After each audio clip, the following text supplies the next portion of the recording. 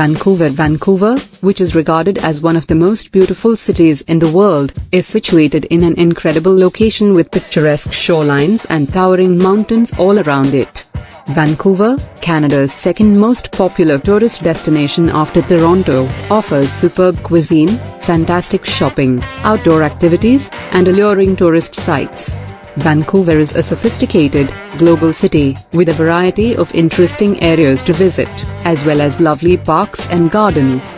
You can head to local beaches, go trekking, or go skiing in the Alps in addition to seeing the city's numerous museums and galleries. Vancouver is undoubtedly well worth visiting if you get the chance, with so much to see and do in the city and its surroundings. Capilano Suspension Bridge. When it comes to the woodland at Capilano Suspension Bridge Park, the phrase "walk through the forest" has a completely new meaning.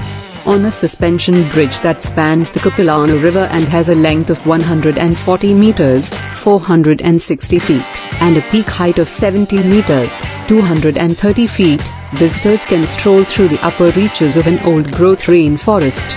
The park also has Treetops Adventure, which features 7 suspension bridges up to 30 meters, 100 feet, above the forest floor, platforms from which visitors can see the forest from a squirrel's perspective, and Cliff Walk, a walkway that clings to the side of a granite cliff. Less adventurous tourists will enjoy strolling a ground route and taking in Totem Park and the traditional crafts of the Northwest Indians. Gastown. The 1960s saw a revitalization of Gastown. Gastown is now the hub of fashion, gastronomy, entertainment, and art in Vancouver. As a National Historic District, Gastown's old structures are home to hip stores and boutiques, cutting-edge eateries, traditional and contemporary Native American art, and a thriving entertainment scene. Granville Island. Granville Island, really a peninsula, one of the most successful urban redevelopment initiatives in North America, began as industrial property. When the industry changed over time, its warehouses and businesses were left alone and to deteriorate. Granville Island has several functions now. A public market open every day sells seafood and fresh goods. There are seaside eateries, art galleries, and a bustling entertainment scene with everything from comedy to modern theatre. Buskers are also plentiful to amuse tourists while they browse the market and the boutiques. Stanley Park. In the heart of Vancouver, Stanley Park spans approximately 1,000 acres.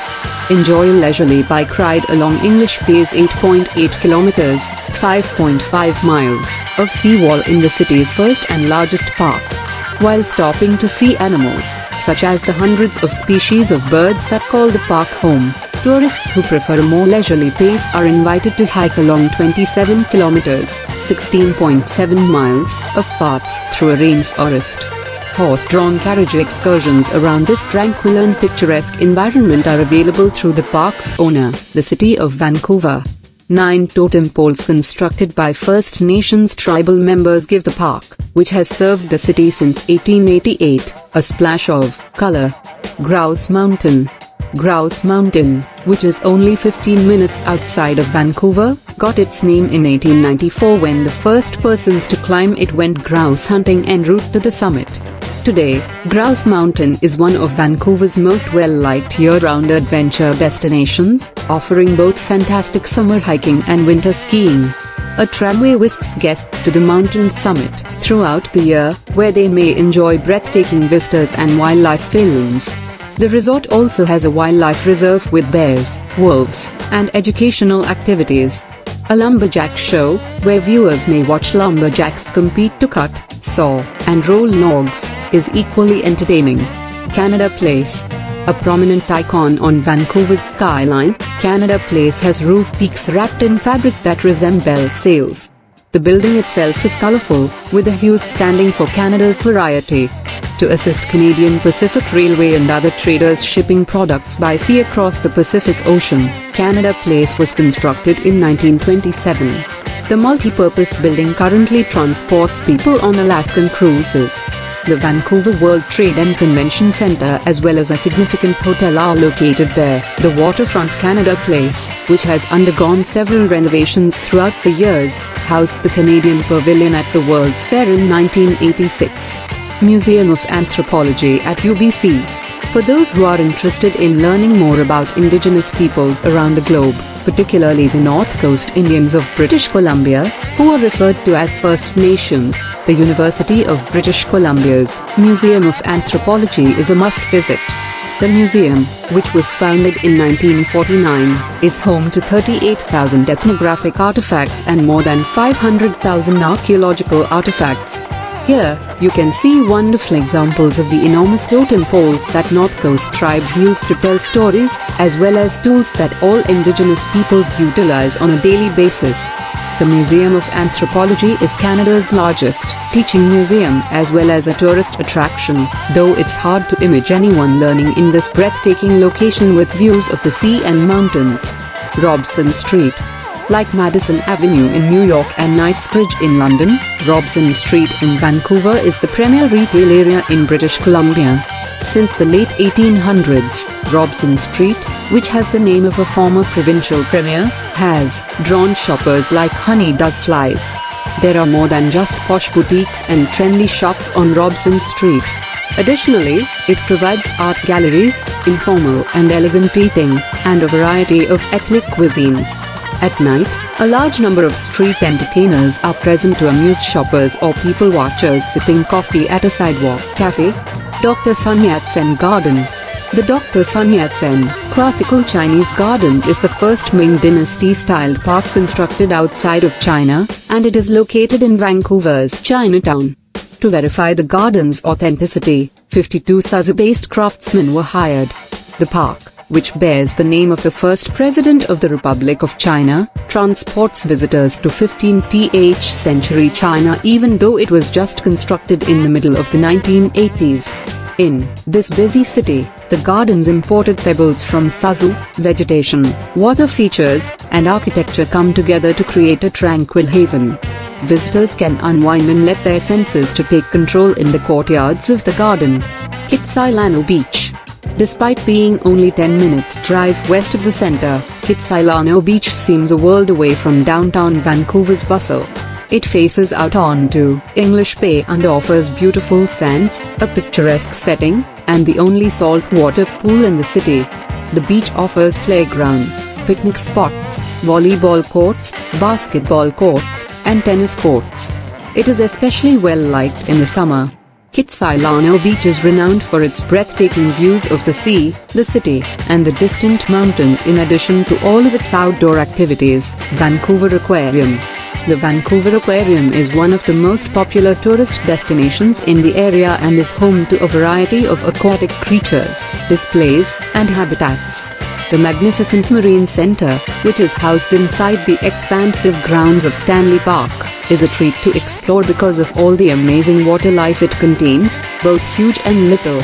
The aquarium, which first opened its doors in 1956, now impressively accommodates over 70,000 animals, including penguins, sea otters, and seals, in addition to enormous shoals of shimmering fish.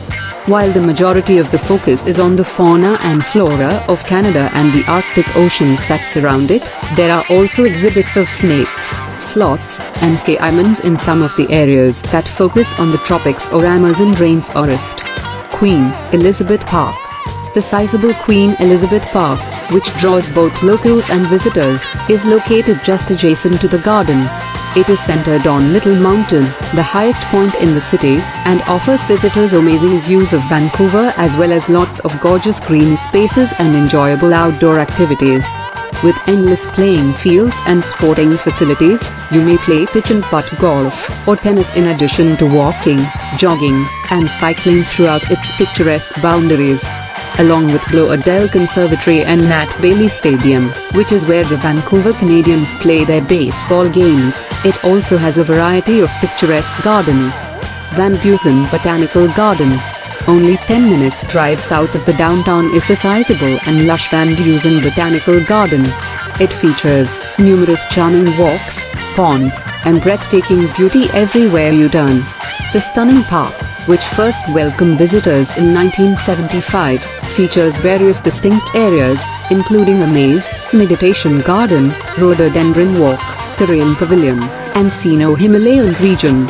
Around Christmas, when its plants, trees, and bushes are covered in millions of sparkling fairy lights, is a particularly magical time to visit. Spanish Banks Beach.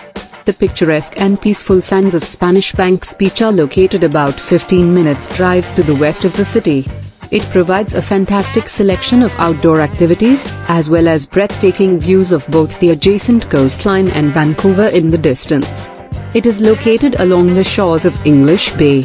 Visitors can play soccer or volleyball in addition to relaxing on the beach and swimming in the ocean, and there are bike trails, picnic spaces, and park seats all over the place. Along with superb kitesurfing and skyboarding, the lovely beach also has lifeguards on duty during the summer. Vancouver Lookout. A climb to the top of the tall Vancouver Lookout is unbeatable if you want to see the city from above. Its modern viewing deck, which rises 550 feet above street level, provides unparalleled 360-degree views of the city, the surrounding mountains, and the sea. The overlook is situated in the heart of downtown Vancouver, just steps from the shore, atop the towering Harbour Centre building. In addition, visitors can get information about the landmarks and tourist destinations below or stop by the restaurant, which rotates. Blow-A-Dell Conservatory. The Blow-A-Dell Conservatory's magnificent, verdant gardens and aviary are perched atop the city's highest point. Its enormous ancient dome, which is part of Queen Elizabeth Park, is a delight to explore because it is filled with lovely exotic plants, trees, and birds. The enormous conservatory, which was built in 1969 and offers views of the city and its surrounds, today has 3 distinct climatic zones and habitats. More than 500 different types of flowers, plants, and trees can be found in its wet tropical rainforest and arid desert regions. Numerous colorful birds fly about freely in the sky. Science World. Science World is a fascinating location to visit and is home to a variety of intriguing exhibitions that shed light on topics ranging from it and the human body to water, air, and animals. It is located at the end of Falls Creek and is housed in a cutting-edge facility with a striking geodesic dome. The museum has been a main attraction for both locals and visitors since it first opened in 1989. Its interactive exhibits entice you to learn more about science and technology. You can see live demonstrations or instructional movies in its enormous Omnimax theater in addition to participating in entertaining hands-on experiments and activities.